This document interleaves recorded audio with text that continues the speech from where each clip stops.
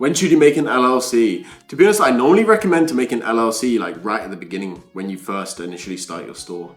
Like, I think that kind of makes everything a lot easier just across the board if you start an LLC from the get-go.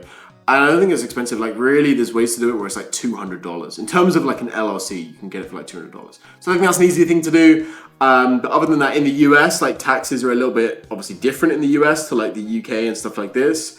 But I would say that it's kind of good to do it once you've done a couple thousand in revenue. Like maybe $2,000, $3,000, $4,000 in revenue. I think it's good to then kind of go from there, if that makes sense. And bro, you said that to try again, and I asked you on the new account, and the ID is a UK driving license.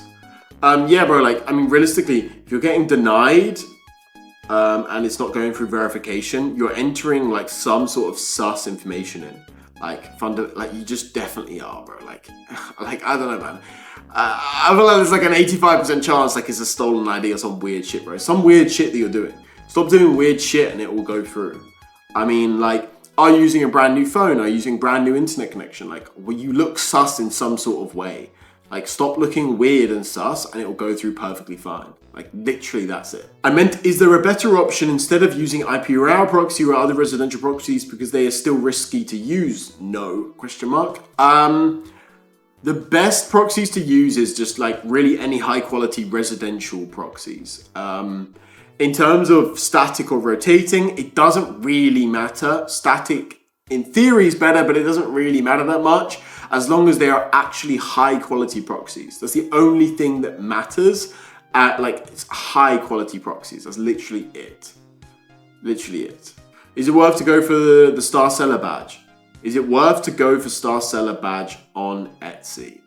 Star Seller is really easy to achieve, so yes, you should always go for it. I mean, what you've got to hit, like 95% messages responded to in 24 hours. That's very easy to do so with a virtual assistant. Very easy to do so with the virtual assistant.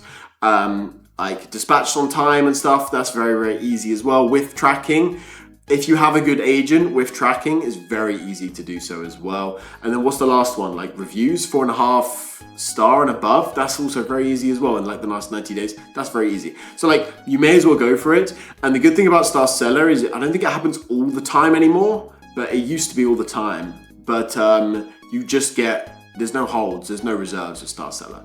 And like while you keep it, basically, there's no reserves, or like very, very, very, very unlikely to have any sort of reserve or hold.